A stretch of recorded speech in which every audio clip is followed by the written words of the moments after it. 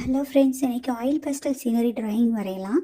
அதுக்கு ஃபஸ்ட்டு ஒரு பேப்பரில் நம்ம இந்த மாதிரி அவுட்லைன் கொடுத்துக்கலாம்.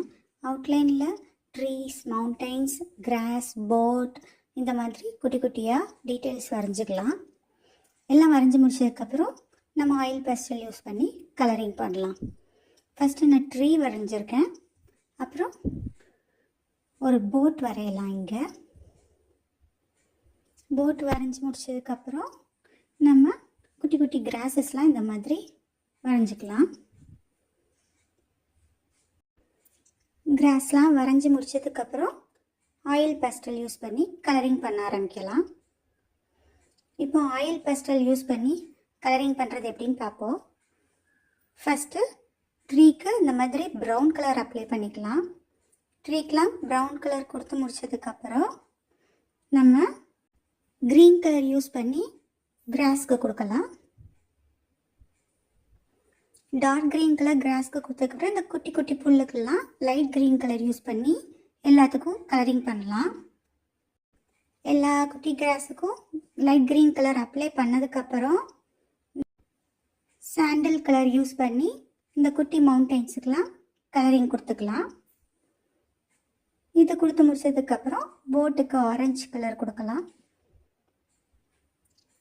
ஆரஞ்சு கலர் கொடுத்து முடிச்சதுக்கப்புறம் இந்த வாட்டருக்கு முதல்ல நேவி ப்ளூ கலர் வச்சு அங்கங்கே லைட்டாக ஷேட் பண்ணிக்கலாம். நேவி ப்ளூ கலர் வச்சு ஷேட் பண்ணி முடிச்சதுக்கப்புறம் நம்ம ஸ்கை ப்ளூ கலர் எடுத்து அதுக்கு மேலே லைட்டாக அப்ளை பண்ணிக்கலாம். இப்போ ரெண்டு கலரும் பிளெண்ட் ஆகிற மாதிரி கொடுத்துக்கலாம். இந்த கலர் கொடுத்து முடிச்சதுக்கப்புறம் ஸ்கைக்கு லைட்டாக எல்லோ கலர் வச்சு மைல்டாக ஷேட் பண்ணிக்கோங்க. அப்புறம் அதுக்கு மேலே ஆரஞ்சு கலர் வச்சு டார்க்காக ஷேட் பண்ணிக்கோங்க. இப்போ எல்லாமே ஷேட் பண்ணி முடிச்சதுக்கப்புறம் ட்ரீஸ்க்கு லீவ்ஸ் வரைஞ்சிக்கலாம். இப்போ நான் கோகனட் ட்ரீ வரைகிறேன். இந்த மாதிரி 5 லைன்ஸ் போட்டுக்கோங்க. அதுக்கப்புறம் இந்த மாதிரி குட்டி குட்டியாக அதுலேருந்து லைன்ஸ் போட்டுக்கலாம். இப்போ கோகனட் ட்ரீ வந்துடும். கோகனட் ட்ரீ வரைஞ்சி முடிச்சதுக்கப்புறம் நம்ம அதை கொஞ்சம் டார்க்காக லீவ்ஸாக ஷேட் பண்ணிக்கலாம்.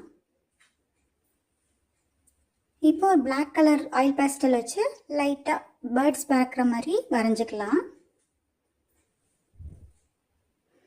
குட்டி குட்டியாக 4 பேர்ட்ஸ் வரைஞ்சிருக்கேன். இப்போ நம்ம செல்லோ டேப்பை ரிமூவ் பண்ணிட்டா பிக்சர் ரெடி.